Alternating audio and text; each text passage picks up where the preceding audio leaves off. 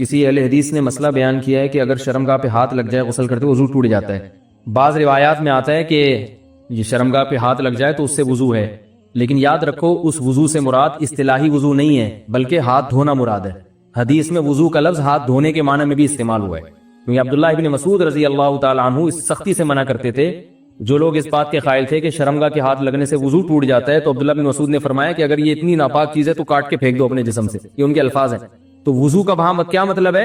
وہ دھونے چاہیے، کیونکہ اس بات کا امکان ہوتا ہے کیونکہ ناپاکی لگی بھی ہو. تو اور کیونکہ حدیث میں یہ بھی آتا ہے اونٹ کا گوشت کھانے کے بعد بھی وضو کا حکم ہے، تو وہاں بھی ہم کیا کہتے ہیں؟ مسئلہ اختلافی ہے. بعض ائمہ اس کے قائل ہیں، امام شافعی اس کے قائل ہیں کہ شرمگاہ کو ہاتھ لگنے سے وضو ٹوٹتا ہے. اس میں کسی اہل حدیث پہ طنز کرنا جائز نہیں ہے. تو مسئلہ چونکہ اختلافی ہے، جب اختلافی مسئلہ ہوتا ہے تو اگر کوئی ایک قول پر عمل کر رہا ہے تو ٹھیک ہے. تو میں یہ بتا رہا ہوں کہ ہم اس روایت کو کیوں نہیں لیتے. اس کی وجہ یہ ہے کہ یہاں وضو سے مراد ہے اصطلاحی نہیں بلکہ، اور اس کے بہت سارے قرائن ہیں، لیکن ابھی چونکہ وقت بہت زیادہ ہو گیا تو اس لیے میں اس کی زیادہ ڈیٹیل میں نہیں جاؤں گا. اچھی طرح سے استنجا کرنے کے بعد جب جا کر بیٹھتا ہوں تو محسوس ہوتا ہے کہ پیشاب کے قطرے نکل گئے ہیں 1 2. تو حضرت ایسے میں کو قوما تو لگا دیا کریں جہاں لگانا ہوتا ہے.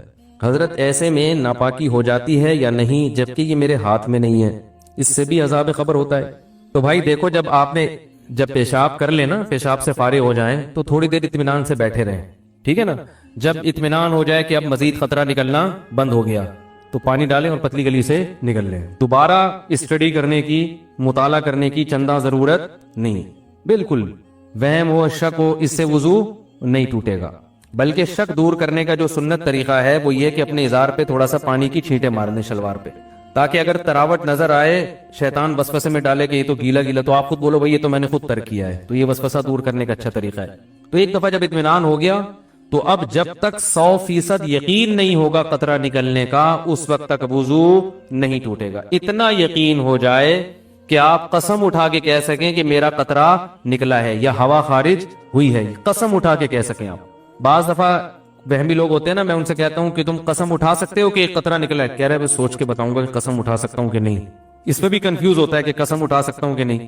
تو میں نے کہا یہ اس کی علامت ہے کہ نہیں اٹھا سکتے، کیونکہ اتنا یقین ہوتا تو فوراً قسم اٹھاتے. دیکھو ابھی سورج نکلا ہوا ہے، فوراً قسم اٹھا کے ہم کہہ سکتے ہیں اللہ کی قسم سورج نکلا ہوا ہے. اس میں کنفیوز نہیں ہوتا انسان. تو جب تک اتنا یقین نہ ہو جائے کہ پیشاب کا قطرہ نکلا ہے یا ہوا خارج ہوئی ہے، اس وقت تک وضو آپ کا باقی رہے گا. لیکن وہمیوں کو بات سمجھ میں نہیں آتی ہے، پھر بھی کنفیوزڈ ہی رہیں گے یہ. تو اللہ اس کے رسول نے جب ایک بات بتا دی ہے تو بھائی اس پہ یقین کر لو. بس چپکے سے نماز پڑھو. پھر شیطان کہنا کہ ہو سکتا ہے نکلا ہو، تو بولو نکلا ہوگا تو بھی اللہ قبول کر رہا ہے. ہم نے اللہ سے قبول وانی ہے. جب اللہ قبول کر رہا ہے تو ہمیں یہ سوچنے کی کیا ضرورت ہے کہ نکلا ہے کہ نہیں نکلا، جب اللہ ایسے ہی قبول کر رہا ہے. تو ایک دفعہ اطمینان ہو کہ قطرہ آنا بند ہو گیا، اس کے بعد پھر شک سے وضو نہیں ٹوٹے گا. ہاں بعض یہ جو نوجوان لڑکے ہیں یا کم عمر لڑکے ہیں، یہ پیشاب کرتے ہی اٹھ کے بھاگ جاتے ہیں.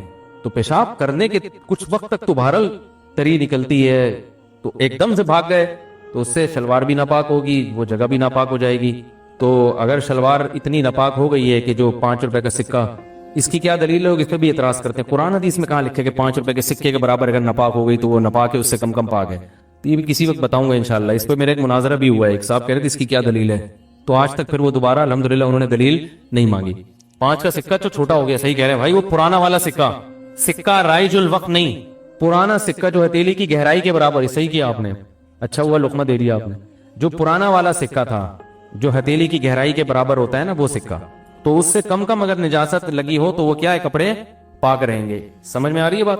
تو فوراً پیشاب کرتے ہی اٹھ کے بھاگ جانا ٹھیک نہیں ہے. پیشاب کرنے کے بعد تھوڑی دیر بیٹھیں، اطمینان کر لیں کہ اب تری آنا ختم ہو گئی ہے، تو بس اٹھ کے چلے جائیں. تو اور ختم ہو جاتی ہے تھوڑی دیر میں. اور اگر غور فکر میں لگے رہیں گے نا وہاں بیٹھ کے تو قیامت تک ختم نہیں ہوگی. یہ بتا دوں میں، قیامت آ جائے گی، پولیس بلوانی پڑے گی آپ کو واش روم سے باہر نکالنے کے لیے، کیونکہ وہمیوں کا کوئی علاج نہیں ہے دنیا میں.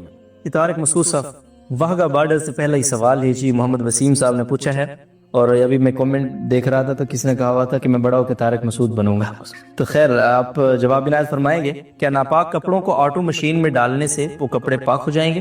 نیز دھوبی کو جو کپڑے دیے جاتے ہیں ان کا کیا حکم ہے؟ بار بار آ چکا ہے سوال.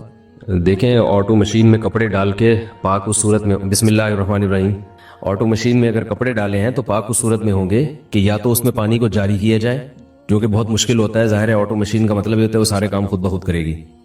تو وہ جہاں تک مجھے معلومات ہے وہ مشین پانی کو جاری نہیں کرتی. ٹھیک ہے. یا پھر یہ کہ اتنا پانی اس میں ہو کہ 3 دفعہ پانی وہ مشین نکال کے باہر پھینک دے. تو اگر یہ دونوں عمل نہیں ہوتے تو کپڑا پاک نہیں ہوگا.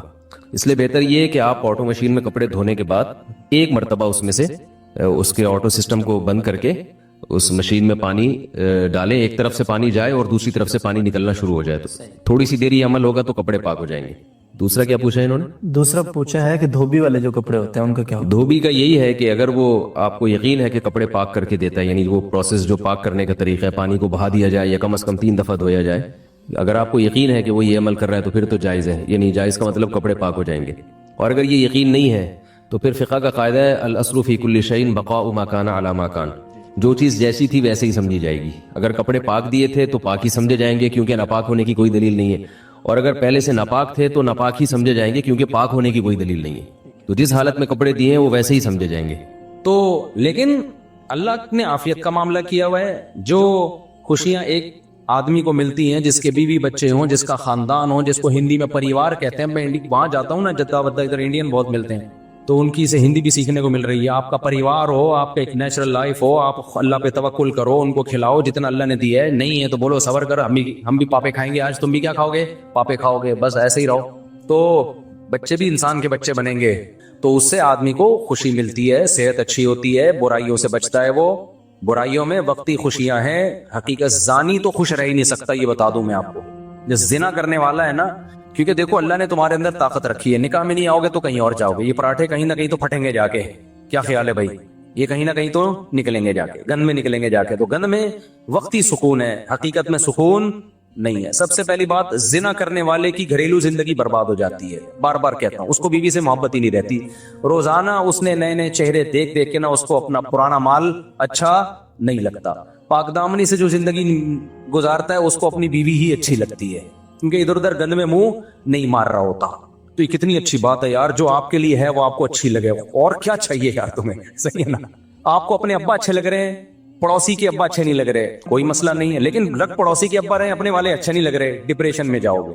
آپ کو اپنی اما اچھی نہیں لگ رہی, دوسرے کی اما اچھی لگ رہی ہے, ٹینشن میں جاؤ گے, ماحول خراب ہوگا. اور اپنی اچھی لگ رہی ہے, دوسرے کی اچھی, دوسرے کی نہ لگے کوئی مسئلہ نہیں. اپنی اولاد اچھی نہیں لگ رہی, دوسرے کے بچے اچھے لگ رہے ہیں, ٹینشن میں جاؤ گے کہ نہیں جاؤ گے. اور اپنی اگر اچھی لگ رہی ہے تو یہ بھائی اپنی ہے اور اچھی بھی لگ رہی ہے تو اور بڑی نعمت ہے. تو اسی طرح دوسروں کی بیویاں اچھی لگ رہی ہیں, اپنی لگ نہیں رہی, ڈپریشن.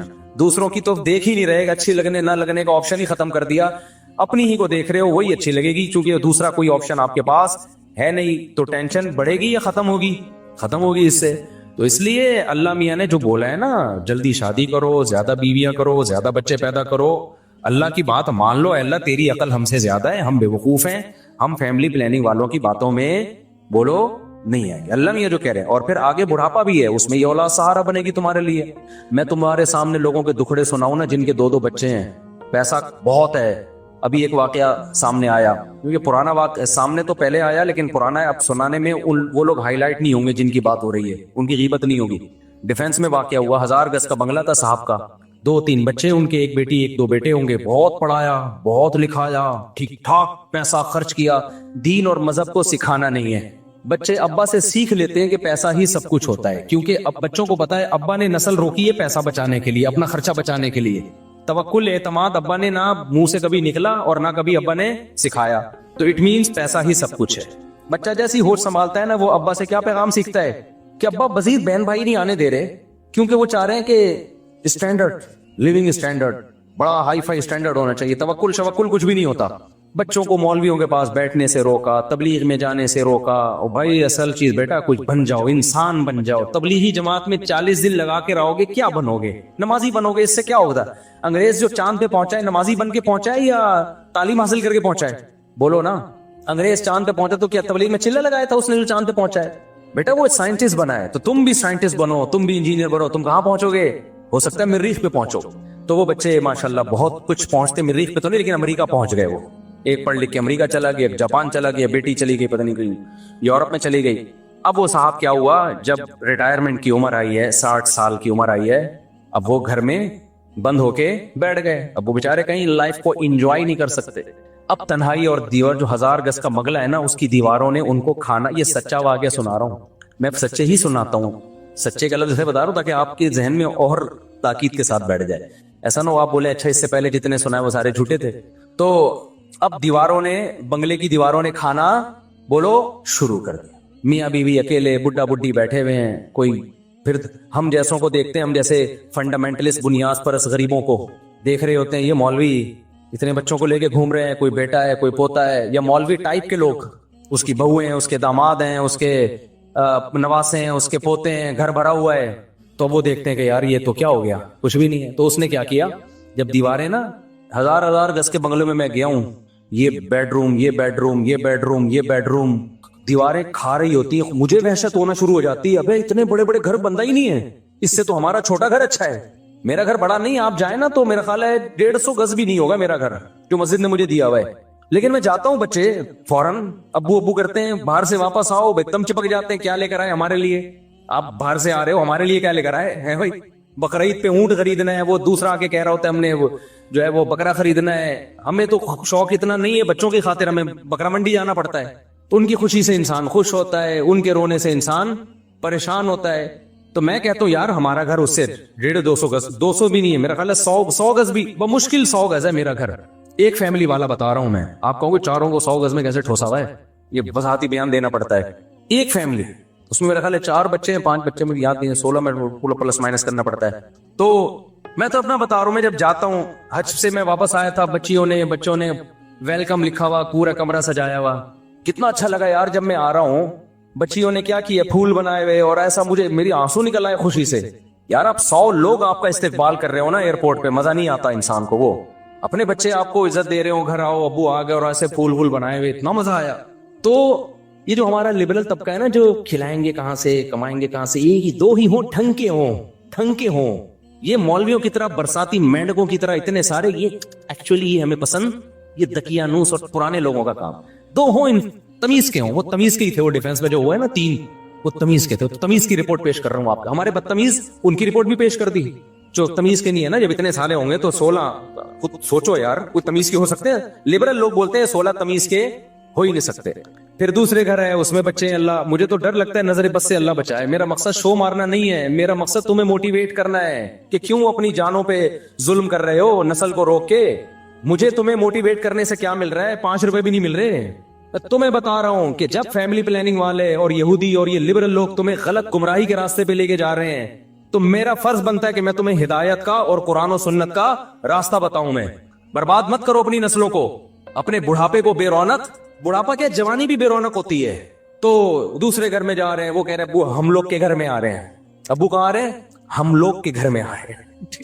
ان کو اس پہ خوشی, ابو ہم لوگوں کے گھر میں آ رہے ہیں. وہ پکڑ لیتے, ابو اب یہاں بیٹھو آپ, ایک ہی ہوگی, اب زیادہ شادی ہمارے میں آتا. خیر, تو وہ کیا ہوا کہ جی دیواریں کھا رہی ہیں. جیسے میں تو دیکھتا ہوں 1000 گز کے بندہ ہی نہیں ہے یار اس میں. کیا فائدہ اتنا بڑا گھر بنانے کا یار, اس سے تو ہمارا چھوٹا گھر اللہ کا شکر ہے بہت اچھا ہے. تو اب کیا ہوا کہ جی میں, وہ بزرگ نے جو ہے نا, جب 60 سال کے ہو گئے اور دیواروں نے ان کو کھانا شروع کیا, تو کتے کا آپشن ابھی ہمارے ہاں اتنا, کتے کا کلچر اتنا پھیلا نہیں ہے. انگریز تو وہ اولاد کو فون کر کے بلاتا ہی نہیں ہے کہ میری تنہائی دور کرو, وہ ڈائریکٹ بازار سے کوئی اچھا سا کتا خرید کے لے آتا ہے, یا پہلے سے پالا ہوا ہوگا اس کو. وہ چونکہ مسلمان تھے, انہوں نے کہا جب میرے پاس 3 بچے ہیں تو میں کتا کیوں پالوں. تو انہوں نے اپنے بچوں کو فون کیا, بیٹا میں اب تنہائی کے ٹائم گزار رہا ہوں, میں چاہتا ہوں تم لوگ پاکستان سیٹل ہو جاؤ. میرے بیٹے بیٹیاں بہویں داماد, تم بیٹے ہو تو شاید تمہاری شادیاں ہوں گی, بچے ہیں تمہارے, تم لوگ بہوؤں کے ساتھ ادھر آ جاؤ. یار مجھ سے نہیں رہا جا رہا. بیٹوں نے کہا ابا پاکستان کے حالات دیکھیں, کائنڈلی آپ ایسا مت کریں. اصل کیا ہے, ترقی اکنومیکلی انسان کو کیا ہونا. آپ نے تو اپنی جوانی گزار لی, ہم آپ کے پاس آ جائیں اور اپنا فیوچر ہم کیا کر دیں, تباہ کر دیں. آپ کہہ سکتے ہیں ان کو چاہیے تھا ابا کو وہاں بلا لیتے, ابا نہیں جانا چاہتے. جس نے زندگی گزاری ہو بڑھاپے میں, تو وہ وہی اسی جگہ سے محبت کرتا ہے نا. بہت مشکل ہوتا ہے, یہ تو جوانوں کے کام ہے. انہوں نے کہا میں نہیں جا سکتا یہاں سے. ان کو پتا تھا وہاں جاؤں گا میرا پتہ نہیں بچے پوچھیں گے بھی کہ نہیں پوچھیں گے. یہاں تو کم از کم اپنا گھر تو ہے. بیٹی کو بھی بلایا, بیٹے کو بھی کوشش کی, کوئی بھی نہیں آیا. یہ جو واقعہ سنایا چوکیدار نے سنایا ہے. چوکیدار نے دیکھا یار یہ بوڑھا آدمی, وہ بیچارہ گاؤں دیہات کا آدمی, اس نے کہا یار ہم نمک حرامی نہیں کرتے, میں نے 10 سال اس کی چوکیداری کی ہے. تو غریب آدمی تھا لیکن غیرت مند تھا, تو میرا فرض بنتا ہے میں اس بوڑھے کی کیا کروں, خدمت. اس کی میں نے ملازمت کی ہے. کہتے ہیں اس کا نمک کھایا ہے. اس نے اس بوڑھے کی خدمت کی, ایک انسانیت کے ناطے کے ساتھ بیٹھ جاتا کہ یار میرا سیٹ ہے، بہرحال کوئی لالچ نہیں تھی اس کی نظر میں، بیٹھ کے گپ شپ لگا لیتا، کوئی خدمت کر لیتا، کہیں ہسپتال لے جانا ہے، یہ کرنا ہے وہ کرنا ہے، تو اس ڈیفینس کے اس سیٹ کو خیال آیا کہ یار میری اولاد سے تو یہ چوکیدار بولو زیادہ اچھا ہے۔ اس نے غیرت والا کام کیا۔ وہ اس چوکیدار جس کی میرا خیال ہے 30,000 بمشکل تنخواہ ہوگی، پورا 1000 گز کا بنگلہ، ساری پراپرٹیاں مکمل اس کے نام کر کے ہینڈ اوور کر دی کہ ان بے غیرتوں کو جن کو میں بلا رہا ہوں کہ میری تنہائی دور کرنے کے لیے یہاں آ جاؤ، ان کو میرا بڑھاپے پہ مجھ پہ ترس، یہ نہیں دیکھ رہے کہ آج ہم اپنے پاؤں پہ کھڑے ہیں تو کس کی وجہ سے کھڑے ہیں؟ باپ کی وجہ سے کھڑے ہیں، اس سے تو یہ چوکیدار اچھا ہے۔ تو کہہ رہے اس نے، اس چوکیدار نے خدمت کی، پوری کروڑوں کی جائیداد کس کو دے دی؟ دے کے ہینڈ اوور بھی کر دی، تیری ہے یہ۔ ابا کی بلا کے ڈیتھ ہو گئی، آ گئے تینوں ماشاءاللہ، بہت نیک تھے، چاند پہ قدم رکھنے کی پلاننگ تھی ان کی، تو چاند پہ پھر غربت میں تو نہیں جاتا نا آدمی، فوراً آ گئے اور آتے ہی کہا کہ بھئی یہ بنگلہ تھا ابا کا، فلاں چوکیدار نے کہا آپ کا کچھ بھی نہیں ہے، کیس ویس ہوا، سارے ڈاکومنٹ اس کے نام تھے۔ آج وہ چوکیدار لائف کو کیا کر رہا ہے؟ انجوائے۔ ایسا ہی کرنا چاہیے ان کمبختوں کے ساتھ۔ مجھے بڑی خوشی ہوئی، سمجھتے ہو کہ نہیں سمجھتے، لیکن میں آپ کو کہہ رہا ہوں کہ پہلے عبرت حاصل کر لو۔ کیا خیال ہے؟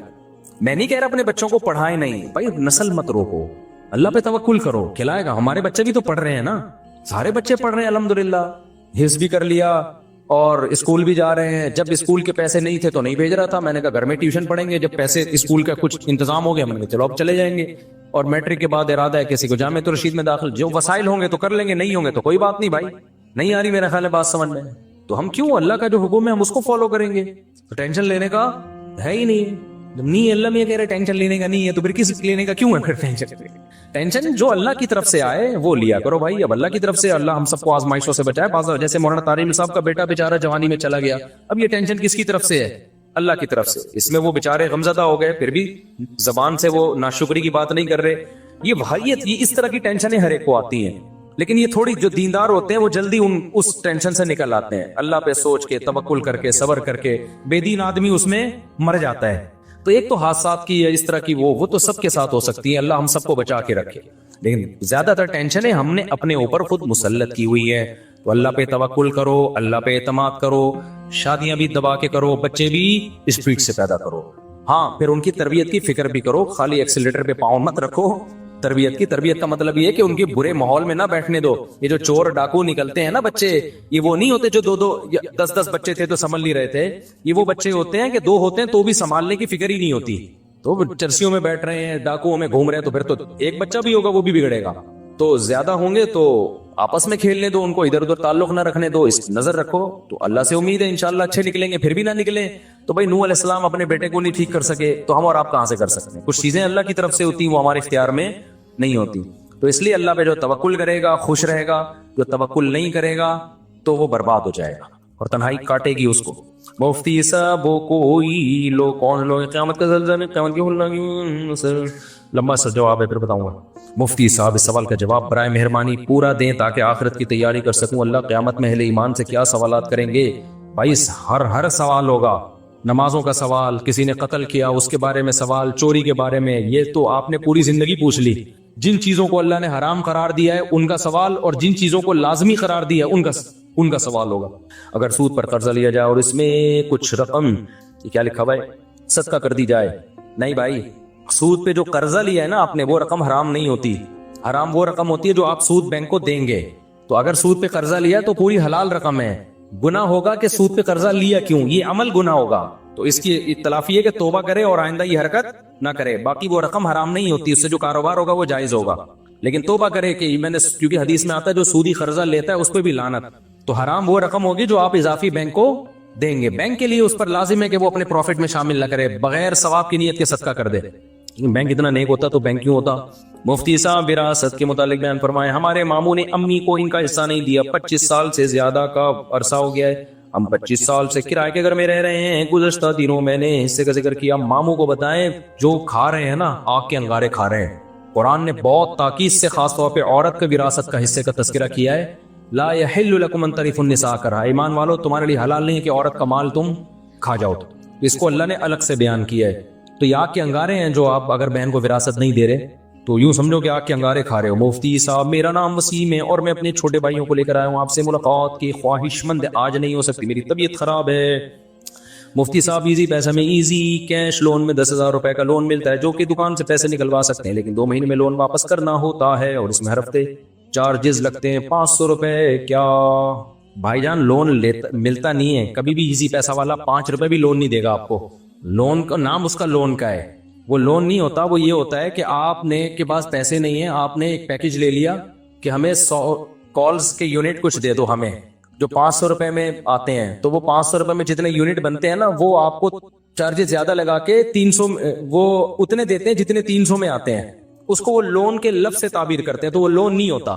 پیسے تھوڑی لے رہے ہو آپ ایزی پیسے والوں سے، نہیں یہ بات سمجھ، اس کو لون کہتے ہیں، حقیقت میں وہ لون نہیں ہوتا، وہ ایسے ہے کہ کیش پہ کسی چیز کی قیمت زیادہ ہوتی ہے اور کریڈٹ پہ کس چیز کی قیمت زیادہ ہوتی ہے، کیش پہ کم ہوتی ہے۔ وہ کہتے ہیں ایڈوانس میں آپ اگر کالز کے یونٹ ہم سے خریدنا چاہتے ہو تو ہم مہنگے دیں گے، اور اگر کیش میں دینا چاہتے ہو تو یونٹ ہم آپ کو سستے دیں گے۔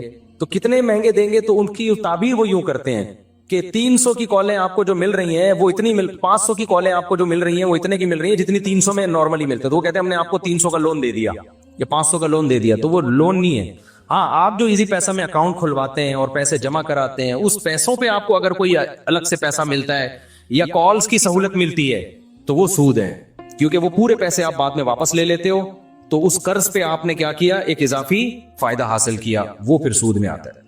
السلام علیکم مفتی صاحب، موبائل یا کال فون کا انشورنس کرانا کیسا ہے؟ جائز نہیں ہے، اپنے اختیار سے انشورنس کروانا جائز نہیں ہے، جہاں گورنمنٹ کا لا ہو تو وہاں آپ کی مجبوری ہے۔ ٹھیک ہے جلدی سے، میرا شادی شدہ، میرا 8 بچے، میرا گھر کرائے بھائی پیسے نہیں مانگا کرو۔ مفتی صاحب اس دور میں پیدا ہوئے ہیں، یہاں پر میں دل سے دعا کرتا ہوں اللہ آپ کے مالی وسائل دور کر، مالی وسائل پیدا کرے۔ ہر جگہ فتنہ اور آزمائش ہے، دین پہ چلنا مشکل ہوتا ہے۔ تبلیغ جماعت میں ٹائم لگاؤ، تبلیغ جماعت میں جب تک ایک قربانی نہیں دو گے نا، گھر سے نکل کے ماحول چینج نہیں کرو گے، اس وقت تک انسان کا بچہ بننا بڑا مشکل ہے۔ اللہ پاک نے فرمایا کہ ہم اپنی نبی کے دل پر قرآن اتارا تو پھر حضرت جبریل کے آنے کی کیا ضرورت تھی، تو جبریل ہی وہی لے کر آئے، نبی کے دل پہ اتارا۔ اللہ نے یہ تو نہیں کہا کہ میں نے ڈائریکٹ اتارا ہے، اللہ نے کہا جبریل کے ذریعے میں نے دل پہ اتار دیا۔ تو جبریل کے دل پہ آنا کیا، اس میں کیا اشکال ہے؟ آپ کہاں لانا چاہتے تھے جبریل علیہ السلام کو؟ ایک اشکال ہے، اگر ہمارے نبی صلی اللہ علیہ وسلم کی ایک سے زیادہ یعنی 4 بیٹیاں تھیں تو پھر فضائل اور تاریخ میں صرف فاطمہ ان کی اولاد کا ذکر کیوں ہے؟ یہ بالکل غلط ہے۔ ساری تاریخی کتابوں میں نبی کی 4 بیٹیوں کا تذکرہ ہے، خود شیعہ لوگوں کی اپنی کتابوں میں نبی کی 4 بیٹیوں کا تذکرہ ہے۔ ویسے بھی قرآن کے الفاظ دیکھو، یا ایھا النبی قل لازواجک و بناتک، سورہ حجاب میں، اے نبی اپنی بیویوں سے بھی کہہ دیں اور اپنی بیٹیوں سے بھی کہہ دیں۔ تو اگر ایک بیٹی ہوتی تو اللہ بیٹیوں کا لفظ استعمال کرتا، اور پیچھے ازواجکا کے لفظ میں بتایا کہ جیسے بیویوں سے نبی کی بیویاں مراد ہے تو بیٹیوں سے بھی نبی کی بیٹیاں۔ اب کوئی کہہ سکتا ہے امت کی بیٹیاں مراد ہے، تو امت کی بیٹیوں کا آگے الگ سے تذکرہ کیا اللہ نے، قل لازواجک و بناتک و نساء المؤمنین، اور مسلمان عورتوں سے بھی کہہ دیں۔ اتنی واضح آیت کے بعد بھی کوئی کہے کہ نبی کی ایک بیٹی ہے، تو یہ تو قرآن کی آیت کا منکر ہو گیا سیدھا سیدھا۔ پورا سوال پڑھیں۔ مفتی صاحب علماء کہتے ہیں کہ پینٹ شرٹ پہننا جائز ہے، لیکن بہتر نہیں ہے۔ سوال یہ کہ ہم 24 گھنٹے جو چیزیں استعمال کرتے ہیں، سواری کرتے ہیں، موبائل کرتے ہیں، بھائی جو چیزیں ہم استعمال کرتے ہیں ان کا کلچر سے تعلق نہیں ہے، ضرورت سے تعلق ہے۔ لباس کا تعلق ہوتا ہے کلچر سے، کلچر سے تعلق ہے، تو کلچر میں غیروں کے کلچر کو اپنے کلچر پہ ترجیح دینا بعض صورتوں میں ناجائز ہے، بعض صورتوں میں خلاف۔ ہم پینٹ شرٹ کو حرام نہیں کہتے، ہم کہتے ہیں افضل یہ کہ اپنے لباس کو پہنو، اس کا کلچر، موبائل کا کلچر سے تعلق تھوڑی ہے، اس کا تو ضرور سے تعلق ہے۔ ہم سے سوال پوچھیں گے، خواہش مند میرے ایک دوست ہے جس کا انتقال ہو چکا ہے، وہ ایک ہفتے سے میری خواب میں نظر آتا ہے، اس کی تعبیر میں جانتا ہوں، بھائی آنے دو، کچھ نہیں ہوتا میرے بھائی، میں خوابوں کی تعبیریں نہیں بتاتا، ایک ہفتے سے انتقال ہو گیا، آنے دو خواب میں، دعا کرو اس کے لیے، اللہ تعالیٰ مغفرت کرے، اس کے درجات بلند کرے۔ نريد نحن ان نلتقي معك جالستين امامك، کہاں بیٹھے یہ دونوں بندے؟ السلام علیکم، السلام علیکم، یہ کہنا ہے ہم آپ کے سامنے بیٹھے دونوں ملنا چاہتے ہیں۔ جناب مفتی صاحب، میں نے ٹک ٹاک پر آپ کی ویڈیو دی جس میں آپ نے مزار پر جانے کو حرام قرار دیا تھا اور آپ مندر گئے تھے۔ میں نے مزار پہ جانے کو جو حرام قرار دیا ہے، صرف قبر کو دیکھنے کو حرام نہیں قرار دیا، وہ تو نبی سے ثابت ہے۔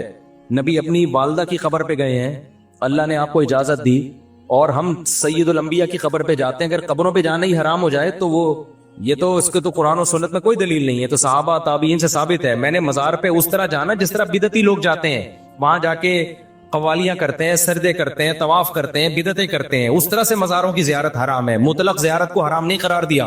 میرے خلاف آج کل بہت سے لوگ کلپ بنا رہے ہیں کہ دیکھو فلاں کی قبر پہ کھڑا ہو کے دعا مانگ رہے ہیں، ایک طرف کہتے ہیں مزار پہ جانا حرام ہے۔ تو ہم نے کب کہا کہ یہ والا جانا حرام ہے؟ دوسرا، مندر میں عبادت کے لیے جانا حرام ہے، وزٹ کے لیے کہ ہو کیا رہا ہے، وہ تو کہیں بھی آدمی جا سکتا ہے، نہیں ہے بات سمجھ میں؟ کسی ضرورت سے تو جا سکتا ہے نا۔ سینما گھر میں کیا ہوا، آپ کا بچہ تلاش کرنے گیا آپ سینما گھر میں، ضرورت ہے نا، اب کوئی کہہ رہا ہے مفتی صاحب نے فتویٰ دیا سینما گھر میں جانا حرام ہے. او بھائی فلم دیکھنے کے لیے جانا حرام ہے, کوئی ضرورت ہو تو جانا کیا ہے؟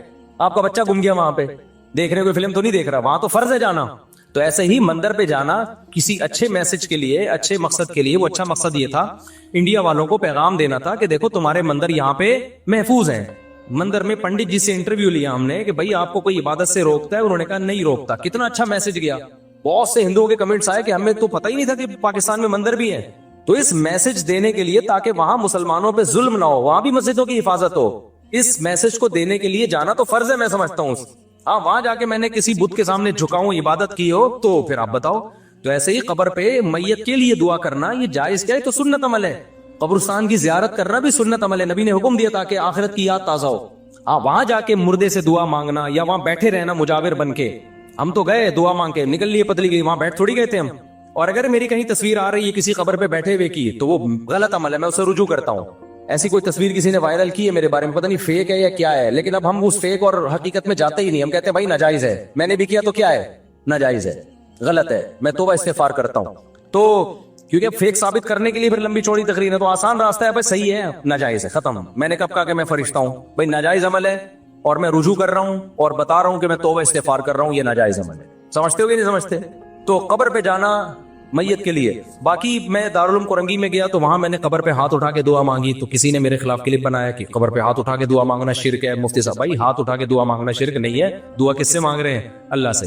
ہاں شرک کا ذریعہ بن سکتی ہے یہ چیز کہ کوئی لوگ یہ نہ سمجھے کہ قبر والے سے دعا مانگ رہا ہے, تو جہاں یہ خطرہ ہوگا وہاں جائز نہیں ہے. تو وہاں تو کوئی خطرہ نہیں تھا. دارالعلوم کورنگی کے سارے علماء توحید پرست ہیں, کوئی بھی قبر سے ہاتھ اٹھا, کوئی بھی صاحب قبر سے مانگنے کو جائز نہیں سمجھتا, تو وہاں کوئی خطرہ نہیں تھا. اس لیے میں نے اللہ سے دعا مانگی ہے, میت سے دعا نہیں مانگی.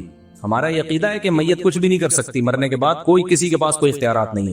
لیکن پھر بھی جہاں خطرہ ہو تو وہاں ہاتھ نہیں اٹھانے چاہیے قبر پہ جا کے, وہاں پھر بغیر ہاتھ اٹھائے دعا مانگے.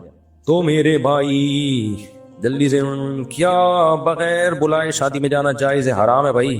شادی میں جا کے پھوڑ پھاڑ کے آ رہے ہوتے ہیں بغیر بلائے. لڑکے والے پکڑتے ہیں تو کہتے ہیں ہم لڑکی والوں کی طرف سے ہیں, لڑکی والے پکڑتے ہیں ہم کہتے ہیں لڑکے والوں کی طرف سے آئے ہیں. یہ بہت ہو رہا ہے. یہ 25-30 سال پہلے ہوا کرتا تھا, تو اب تو آپ کو پتا ہے دیانتداری کا ریشو بہت بڑھ گیا. ہمارے کچھ دوست تھے 3 پیس سوٹ ٹائی میں نا, تاکہ لگے کہ باقی شادی میں آئے ہیں. یہ سخی حسن پہ نہیں بہت سارے ہال بنے ہوئے, باقاعدہ بس میں 1 گھنٹے کا سفر کر کے آتے تھے اور گھس جاتے تھے. باقاعدہ بھوڑ پھاڑ کے آتے تھے, وہ روزانہ ان کا یہ کام تھا. لڑکی والے پوچھتے تو کہتے ہیں ہم لڑکے والوں کی طرف سے, لڑکے والے پوچھتے تو کہتے ہیں ہم لڑکی والوں کی طرف. اب کون وہاں انکوائری کرتا ہے بیٹھ کے؟ اب لڑکے والے کہہ رہے ہماری طرف سے تو نہیں ہو, ہمیں تو نہیں پتا, تو کہتے ہیں میں ان کے چاچے کے ماموں کی خالہ کے پھپھو کا تایا ہوں, تو کچھ بھی بنا لو. اور پھر وہ موقع ایسا ہوتا ہے وہاں تھوڑی مار دھاڑ ہوتی ہے. اب ایسا نہ وہ لوگ یہ شروع کرتے کہ یار یہ تو آپشن ہمیں پتہ ہی نہیں تھا. تو یہ حرام ہے بھائی, ناجائز ہے. مفتی صاحب مکہ میں ہم نماز کے بعد جنازہ ہوتا ہے تو مرد تو پڑھتے ہیں, ساتھ میں عورتیں بھی پڑھتی ہیں, کیا درست ہے؟ پڑھنا چاہیے عورتوں کو بھی بھائی. مفتی صاحب میں کئی مہینوں سے آپ کا بیان سننے آ رہا ہوں, مسجد کے سامنے مشغول گندا پانی جمع ہے, مستقل گندا پانی بے خیال ہے. مسجد کی نمازیوں کی انتظامیہ کہاں سوئی ہوئی ہے؟ کم از کم مسجد کے سامنے تو صاف رکھنا چاہیے. انتظامیہ کی ذمہ داری آج تو حد ہو گئی. مسجد کے سامنے سروس روڈ پر بھی گندا پانی بہ رہا ہے, مسجد سے نکل رہا ہے. بھائی گٹر ابل رہے ہیں, مسجد والے گٹر صاف, میں اپنے خرچے پہ گٹروں کو میں نے صاف کروایا ہے, تو اب کب تک کرائیں؟ پھر بھی ابلنا شروع ہو جاتے ہیں, تو اب کیا کرے آدمی؟ یہ تو گورنمنٹ کا کام ہے نا. بہرحال میں نے مسجد والوں کو انتظامیہ کو بتا دوں گا, تاکہ اگر کوئی غفلت ان کی طرف سے ہو رہی ہے تو توجہ لیں. اور بھائی مفتی صاحب محمد بلال پتہ نہیں کیا لکھا بھائی, جن کو نیو کراچی گودرا کالونی میں 4 دن پہلے ٹارگٹ کلنگ کا نشانہ بنایا گیا, ان کو 2 گولیاں لگی ہیں. کل سے الحمدللہ وہ ہوش میں آ گئے ہیں, لیکن ڈاکٹرز نے کہا ہے ان کو بہت زیادہ دعاؤں کی ضرورت ہے. دل سے دعا ہے بھائی اللہ تعالیٰ شفا عطا فرمائے. مسجد میں جا کر دعا, کیا لکھا ہے؟ سجدے میں جا کر دعا مانگنا جائز عمل ہے, لیکن عربی میں مانگے, جو حدیث قرآن و سنت میں دعائیں جائز کیا سنت ہے. مفتی صاحب کیا حساب کتاب مسلمانوں سے ہی ہوگا, غیر مسلموں سے بھی ہوگا؟ غیر مسلم تو کافر ہے, کیا وجہ ہوگا؟ سب سے ہوگا. غیر مسلموں سے بھی اللہ اپنی نعمتیں بتا کے پوچھے گا کہ تم توحید پر ایمان کیوں نہیں لے کر آئے, پھر عقیدہ توحید کو اختیار کر کے تم نے نمازوں کو قائم کیوں نہیں کیا. سارے سوال غیر مسلم سے بھی ہوں گے. فرمائیے جی. بس ختم ہو گئی پرچیاں, اب آپ سوال کچھ ہو گئے نا ساری. اور پاکستان جانا کیسے, اور تو سمجھتا یہ کہ سی فوڈ میں لابسٹر رکھا رہے بچہ. دیکھیں سی فوڈ کا قبرستان جانا خواتین کے لیے ٹھیک نہیں ہے, نبی صلی اللہ علیہ وسلم نے منع کیا ہے, لیکن پھر علماء کا اس میں اختلاف ہوا ہے کہ یہ علی الاطلاق منع ہے یا بعد میں اس کی اجازت مل گئی تھی, کیونکہ شروع میں تو سب کو منع کیا تھا. پھر نبی نے مردوں کو تو اجازت دی ہے کہ قبرستان جاؤ تاکہ آخرت کی یاد تازہ ہو, تو اس مردوں کو جو اجازت دی ہے اس میں عورتیں بھی داخل ہیں یا نہیں ہیں؟ اس میں علماء کی دو رائے ہیں. تو اعتدال والی رائے یہ کہ اگر زندگی میں ایک آدھ دفعہ کبھی چلی جائے پردے کی پابندی کے ساتھ تو اس کی گنجائش ہے, معمول نہ بنائے وہ اس کا. باقی جو آپ نے کہا کہ یہ جو جھینگا کھانا اور کیکڑے وغیرہ کھانا, اس میں بہت دفعہ بیان ریکارڈ کروا چکا ہوں. خلاصہ یہ ہے کہ اس میں فقہا کا اختلاف ہے. امام ابو حنیفہ کے نزدیک جائز نہیں ہے, امام شافعی, امام مالک, احمد بن حنبل کے نزدیک جائز ہے. تینوں اماموں کی دلیل کیا ہے؟ ان کی سمپل دلیل ہے, وہ کہتے ہیں قرآن مجید میں آتا ہے احل لکم صید البحر, تمہارے لیے سمندر کا شکار حلال ہے, وطعامہ, اور اس کا کھانا بھی, متاع لکم وللسیارہ, تمہارے اور مسافروں کے لیے ہم نے کیا کر دیا ہے, حلال. وہ کہتے ہیں اس میں اللہ نے فرق نہیں کیا کہ مچھلی یا غیر مچھلی, تو سمندر ہو یا دریا ہو, اس میں جتنی بھی مخلوق ہے سب کیا ہے, جائز ہے. یہ ان کی رائے ہے, سوائے صرف مینڈک کے بارے میں, چونکہ الگ سے حدیث میں آتا ہے کہ حرام ہے, تو امام شافعی نے سمندر کے مینڈک کو مستثنا کیا ہے. سمجھ میں آ رہی ہے بات؟ تو یہ ان کی دلیل ہے ان حضرات کی, اور اسی دلیل کے بیس پر شافعی حضرات جھینگا بھی کھاتے ہیں, کیکڑا بھی کھاتے ہیں, اور جو بھی چیزیں وہ سب کھا لیتے ہیں. امام ابو حنیفہ کی رائے یہ ہے کہ صرف مچھلی حلال ہے, اس کے علاوہ سمندر میں کچھ بھی حلال نہیں ہے. اس کی دلیل یہ ہے کہ سب سے پہلے, ایک منٹ بات مکمل ہو جائے, سب سے پہلے جو قرآن مجید کی جو آیت ہے نا, احل لکم صید البحر وطعامہ, سمندر کا شکار تمہارے لیے حلال اور اس کا کھانا بھی, وہ کہتے ہیں یہ آیت جس سیاق و سباق ہے نا اس کا, وہ سیاق و سباق یہ ہے کہ اس سے پہلے آیت یہ ہے کہ تمہارے لیے خشکی کا شکار حرام ہے جب تک تم حالت احرام میں ہو, کیونکہ احرام میں جب آیا کرتے تھے نا تو احرام میں آپ جانور, حلال جانور بھی شکار نہیں کر سکتے. اسی میں آگے اللہ نے فرمایا سمندر کا حلال ہے. تو امام حنیفہ اور ان کے دونوں شاگرد امام ابو یوسف اور امام محمد, یہ دونوں شاگردوں نے بھی بہت سارے مسائل میں ابو حنیفہ سے اختلاف کیا ہے, لیکن اس مسئلے میں امام حنیفہ کی دلیل اتنی مضبوط تھی کہ انہوں نے اس میں ابو حنیفہ سے اتفاق کیا ہے. تو وہ تین امام اس طرف ہیں, یعنی تین اگر اس طرف ہے تو تین اس طرف بھی ہیں. تو ان کی یہ ہے کہ یہ جو قرآن کی آیت ہے نا کہ تمہارے لیے سمندر کا شکار حلال ہے, تو اس سے مراد ہر قسم کا شکار حلال نہیں ہے, بلکہ اس کا مطلب یہ ہے کہ احرام میں جو پابندیاں ہیں نا شکار پر, وہ خشکی کے جانور پہ پابندیاں کا اطلاق ہوگا, سمندر کے جانوروں پر ان پابندیوں کا اطلاق نہیں ہوگا. یعنی حالت احرام میں آپ سمندر میں شکار کر سکتے ہیں اور اس کا جو طعام ہے وہ کھا سکتے ہیں, باقی کیا کھا سکتے ہیں یا نہیں کھا سکتے ایک الگ بحث ہے, اس کا اس میں تذکرہ نہیں ہے. اب کیا کھا سکتے ہیں کیا نہیں کھا سکتے, تو اس کے بارے میں صحیح حدیث ہے. نبی صلی اللہ علیہ وسلم نے فرمایا احلت لنا میتتان, دو مردار ایسے ہیں جو ہمارے لیے حلال ہیں, السمک والجراد, آپ نے فرمایا ایک مچھلی اور ایک ٹڈی, یہ جو ٹڈی نہیں کھیتوں کو چٹ کر جاتی, یہ دو مردار ہمارے لیے کیا ہیں, حلال. تو ہم یہ کہتے ہیں کہ دیکھو قرآن میں حرمت علیکم المیتہ, اللہ نے فرمایا تمہارے لیے مردار حرام ہے, کوئی بھی جانور ذبح کیے بغیر آپ نہیں کھا سکتے, کوئی بھی جانور ہو. تو اس سے پتہ چلتا ہے ہر طرح کے مردار حرام ہے, لیکن حدیث میں دو چیزوں کو مستثنا کیا جا رہا ہے, مچھلی اور ٹڈی, ان کا تو ذبح کرنا ممکن ہی نہیں ہے, تو اس لیے نبی صلی اللہ علیہ وسلم نے استثنا کر دیا کہ مچھلی اور ٹڈی اس اصول سے کیا ہے, مستثنا. تو امام حنیفہ کہتے ہیں صرف مچھلی کا استثنا ہے, باقی چیزوں کا استثنا نہیں ہے. ایک دلیل ہو گئی. دوسری دلیل یہ ہے کہ قرآن مجید میں آتا ہے وَيُحَرِّمُ عَلَيْهِمُ الْخَبَائِثِ, کہ نبی کی ذمہ داری ہے کہ تم پر خبیث اور ناپاک چیزوں کو حرام کر دیں گے. تو بہت ساری چیزیں, اگر سمندر کی آپ ہر طرح کی مخلوق کو حلال, بھائی یہاں یہ کام نہ کریں, بیان چل رہے ہیں نا, کائنڈلی ادھر چلے جائیں. اگر سمندر کی ہر مخلوق کو آپ حلال کر دیتے ہیں تو سمندر میں تو ایسا گند نکلتا ہے کہ کوئی بھی اس کی طرف بڑھنے کی کوشش ہی نہیں کرے گا. وہ صرف چائنیز ہی کا حوصلہ ہے کہ وہ کھا لیں, انگریز بھی نہیں کھاتا اس کو. تو صرف جھینگے کا کیکڑے کا مسئلہ نہیں ہوگا. تبھی میں کہتا ہوں کہ اگر آپ کو ابو حنیفہ پہ اعتراض کرنا ہے نا, تو پھر آپ کچھوا کھانے کا کو بھی جائز قرار دو, کیونکہ وہ بھی پانی میں بھی رہتا ہے خشکی میں بھی, جیسے کیکڑا پانی میں بھی رہتا ہے اور خشکی میں بھی, مگرمچھ پانی میں بھی رہتا ہے اور خشکی میں بھی, تو مگرمچھ بھی حلال ہے, مگرمچھ کے انڈے بھی حلال ہے, کچھوے کے انڈے بھی حلال ہے. جبکہ کوئی بھی کسی کی بھی طبیعت اس کی طرف مائل نہیں ہوگی. تو یہ خبائث میں داخل ہے. خبائث کا مطلب جو خبیث چیزیں ہوتی ہیں, تو سمندر میں ایسا گند نکلتا ہے. تو اس سے بھی پتہ چلتا ہے قرآن سے کہ خبائث سارے کے سارے کیا ہیں, حرام ہے. اگر ہم مچھلی کے علاوہ ہر چیز کو حلال قرار دے دیں تو پھر تو بہت سارا گند ہو جائے گا, جو اس میں بہت گند نکلتا ہے جس سے گھن آتی ہے انسان کو. تو اس سے پتہ چلتا ہے کہ جو دو چیزوں کو مستثنا کیا ہے نبی صلی اللہ علیہ وسلم نے, مچھلی اور ٹڈی, اس کے علاوہ سمندر میں آپ کسی چیز کو نہیں کھا سکتے.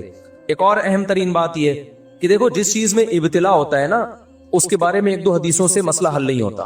ابتلا کا مطلب صحابہ کرام, یہ جو عرب ہے یہ تو تین طرف سے جزیرہ ہے, جزیرہ نما ہے ان کے یہاں, تو تینوں طرف اگر سمندر میں مچھلی کے علاوہ بھی مخلوق حلال ہوتی تو کسی ایک صحابی یا تابعی سے ثابت تو ہوتا کہ انہوں نے جھینگا یا کیکڑا کھایا ہو، جبکہ کوئی ضعیف حدیث بھی ہمیں اس بارے میں نہیں ملتی۔ حالانکہ جو ساحل سمندر پہ رہتے ہیں وہ تو جتنا شوق سے مچھلی کھاتے ہیں اس سے زیادہ جھینگا اور کیکڑا کھا رہے ہوتے ہیں وہ۔ تو یہ بہت مضبوط دلیل ہے امام حنیفہ کی، جو میں نے بتایا تھا نا، وہ امام صاحب پہلے قرآن کو وہ زیادہ اہمیت دیتے ہیں۔ تو قرآن کی جو 2 آیتیں ہیں نا کہ تمہارے لیے مردار کو حرام قرار دیا گیا ہے، حدیث میں صرف مچھلی کو مستثنا کیا گیا ہے، تو اس آیت کو، اور پھر خبائث حرام ہے، تو کہتے ہیں اگر یہ سب چیزیں آ جائیں تو اس میں تو پھر کچھوے اور مگرمچھ اور بھی اور اس سے بھی زیادہ ایسی چیزیں جو انسان روز کو پھینکتا ہے کہ یار یہ کیا گند ہے، تو کسی صحابی سے ثابت نہیں ہے، کسی تابعی سے ثابت نہیں ہے کہ مچھلی کے علاوہ کسی بھی چیز کو انہوں نے کوئی ایک دفعہ کھانا بھی ثابت نہیں ہے۔ تو اس لیے، اور پھر ویسے بھی گوشت جو ہے نا، گوشت اس میں اصل ہے حرمت، جب تک حلال ہونے کی دلیل نہ ہو اس کو کیا سمجھا جائے گا؟ حرام سمجھا جائے گا، جب تک حلال ہونے کی دلیل نہ ہو۔ تو سمندر کی دیگر جتنی مخلوق ہے اگر دلائل اس میں ٹکرا رہے ہیں کہ پتہ نہیں حلال ہے حرام ہے، تو جب تک حلال ہونے کی واضح دلیل نہیں ہوگی شریعت کے اصول کے مطابق اس کو حرام ہی سمجھا جائے گا، کیونکہ گوشت میں شریعت نے احتیاط کا حکم دیا۔ اس کی مثال ایسے ہے کہ جیسے آپ نے کسی جانور کو اللہ کا نام لے کے شکار کیا، گولی لگی اور ادھر سے کسی کتے نے بھی آگے مار دیا اس کو، اب آپ کو نہیں پتا چل رہا کہ یہ آپ کی تیر کی مثال دے رہا ہوں میں، زیادہ بہتر ہے کہ آپ کے تیر سے یہ مرا ہے یا کتے کے کاٹنے سے مرا ہے، تو وہ حرام ہے آپ کے لیے، کیونکہ اس میں کیا پیدا ہو گیا؟ شک پیدا ہو گیا۔ جب تک یقین نہ ہو اس کو حرام سمجھا جائے گا۔ اب اسلامی ملکوں میں چونکہ سب مسلمان ہی ہیں تو وہاں تو شک کرنے کی ضرورت نہیں ہے۔ غیر مسلم ملک میں ہم کہتے ہیں کہ اگر آپ کے پاس ذبیحہ آیا تو آپ اس بیس پہ نہیں کھا سکتے، کوئی گوشت آیا، ذبیحہ نہیں، گوشت آیا آپ کے پاس، آپ امریکہ میں، تھائی لینڈ میں کہیں تھے، گوشت پکا کے لے آیا کوئی غیر مسلم، امکان تو ہے، ہو سکتا ہے کسی مسلمان سے ذبح کرایا ہو، لیکن اس امکان کی بیس پہ آپ کھا سکتے اس کو؟ نہ، آپ تحقیق کرو گے بھائی کیسے کسی مسلمان سے ذبح کرایا کہ نہیں کرایا، اور اگر وہ خبر دیتا ہے تو اس کی خبر پر بھی اعتماد نہیں ہے، کوئی حلال سرٹیفکیٹ دکھاؤ، کوئی ادارہ دکھاؤ۔ اس لیے ہم کہتے ہیں غیر مسلم کنٹری میں تحقیق کرنی پڑے گی آپ کو۔ تو اس سے پتہ چلتا ہے کہ گوشت میں اصل یہ کہ وہ حرام ہے جب تک حلال ہونے کی دلیل نہ ہو۔ نباتات میں اصل یہ کہ حلال ہیں جب تک حرام ہونے کی دلیل نہ ہو، کیونکہ نباتات ہر قسم کے کھا سکتے ہیں، اس میں جب تک حرام ہونے کی دلیل نہیں ہوگی تو آپ حلال ہی سمجھیں گے، لیکن گوشت میں جب تک حلال ہونے کی دلیل نہیں ہوگی آپ اس کو کیا سمجھیں گے؟ حرام سمجھیں گے۔ تو امام حنیفہ یہ کہتے ہیں کہ بھئی مچھلی کے حلال ہونے پر تو دلائل ہیں، قرآن میں بھی تذکرہ کر دیا، نبی نے بھی کھایا اس کو، صحابہ بھی کھاتے تھے، صحیح حدیث ہے کہ 2 ہمارے لیے مردار حلال ہیں، اس کے علاوہ کے بارے میں دلائل یہ کہتے ہیں کہ ناجائز ہے، اور اگر آپ ان دلائل سے نہیں مانتے تو وہ خاموش ہے شریعت اس بارے میں، تو جب تک ان کے حلال ہونے کی واضح دلیل نہیں ہوگی ان پہ ناجائز ہونے کا ہی احتیاطاً فتویٰ لگایا جائے گا۔ سمجھ میں آ رہی ہے بات؟ ایک آخری بات کر کے میں اس بحث کو سمیٹتا ہوں۔ یہ اختلاف تو ہے کیکڑے میں اور جو بھی مگرمچھ وغیرہ سب چیزوں میں ہم اس کو ناجائز سمجھتے ہیں، صرف مچھلی کو۔ جھینگے کے بارے میں خود حنفیوں میں اختلاف ہے، صرف جھینگے کے بارے میں، وہ اس اختلاف کی بیس یہ ہے کہ جیسے حضرت مفتی تقی عثمانی صاحب وہ جھینگے کو جائز کہتے ہیں، حالانکہ وہ فقہ حنفی ہی کو فالو کرتے ہیں، وہ جائز اس بیس پہ کہتے ہیں کہ یہ مچھلی ہی کی ایک قسم ہے، سمندر کی مچھلی حلال ہے یا نہیں ہے، تو اب وہ کہتے ہیں کہ یہ کس کی قسم ہے؟ ایک مچھلی کی قسم ہے، جب مچھلی کی قسم ہے تو یہ جائز ہے، جبکہ ہمارے ہاں جو احناف میں جو جمہور علماء ہے وہ کہتے ہیں کہ مچھلی کی قسم میں یہ داخل نہیں۔ حضرت مفتی تقی عثمانی صاحب کا جو استدلال ہے وہ یہ ہے، میں نے پورا ان کا رسالہ پڑھا، اسی طرح بنگلہ دیش کے علماء بھی اس کو مچھلی کی قسم میں داخل کرتے ہیں۔ مفتی عبدالسلام چاٹگامی رحمۃ اللہ علیہ بڑے مفتی تھے بنوری ٹاؤن کے، بنگلہ دیش سے ان کا تعلق تھا، وہ بھی کہتے تھے مچھلی کی قسم میں داخل ہے، اور اس کی دلیل وہ یہ دیتے ہیں کہ بھئی جتنی بھی لغت کی کتابیں ہیں نا اس میں جھینگا مچھلی لکھا ہوتا ہے۔ کیا لکھا ہوتا ہے؟ جھینگا مچھلی۔ جو مولانا یوسف الجھانوی شہید رحمۃ اللہ علیہ تھے، یا مفتی رشید احمد صاحب، یا جو ہمارے جو جامع الرشید کا فتویٰ ہے وہ یہ ہے کہ بھئی یہ مچھلی کی قسم میں داخل نہیں ہے، اور اس کے دلائل پہلی بات میڈیکل سائنس، کیونکہ ہر فیلڈ میں نا اس کے ماہرین کی رائے کا اعتبار ہوتا ہے، تو جتنے بھی ڈاکٹروں سے ہم نے رابطہ کیا ہے، مفتی رشید احمد صاحب کے دور میں تو تمام بہت سارے ڈاکٹروں کا پورا پینل بلایا تھا، اور ان کا تھا میڈیکلی یہ کیا ہے، انواع ہوتی ہیں نا جانوروں کی، تو کیا مچھلی میڈیکلی کسی بھی طرح سے جھینگا جو ہے وہ میڈیکل سائنس کی نظر میں کسی بھی طرح مچھلی کی اقسام میں داخل ہے یا نہیں ہے؟ تو ان ڈاکٹروں کی رائے یہ تھی کہ میڈیکلی انسان کو گدھا کہہ دینا اتنا عجیب نہیں ہے، جھینگے کو مچھلی کہہ دینا بہت، کیونکہ انسان اور گدھے میں بہت ساری چیزیں ایک جیسی ہیں، ریڑھ کی ہڈی ہے، چلتے ہیں دونوں، لنگس ہیں، سمجھ رہے ہیں کہ نہیں سمجھ، بہت ساری چیزوں میں مماثلت ہے۔ میں یہ نہیں کہہ رہا کہ انسان گدھا ہے ڈاکٹروں کی نظر میں، یعنی ان میں بہت ساری چیزیں آپس میں کیا کرتی ہیں؟ میچ کرتی ہیں۔ झींगे में और मछली का तो कोई उज़ुव भी एक दूसरे से मुशाबे नहीं है, तो वो ही कहते थे कि मेडिकली तो ये इम्पॉसिबल है कि आप झींगे को मछली की अक़साम में दाखिल कर लें। हजरत अक़दस हजरत मुफ्ती तकी उस्मानी साहब उसका जवाब ये देते हैं कि भाई हमें इतनी पेचीदगी में मेडिकली जाने की जरूरत नहीं, और उर्फ में अगर उसको मछली समझा जाता है तो हम क्या समझेंगे, मछली। तो उर्फ में तो लिखा हुआ है, यानी वो मेडिकल साइंस पे वो कह रहे हैं इसका मदार नहीं होगा।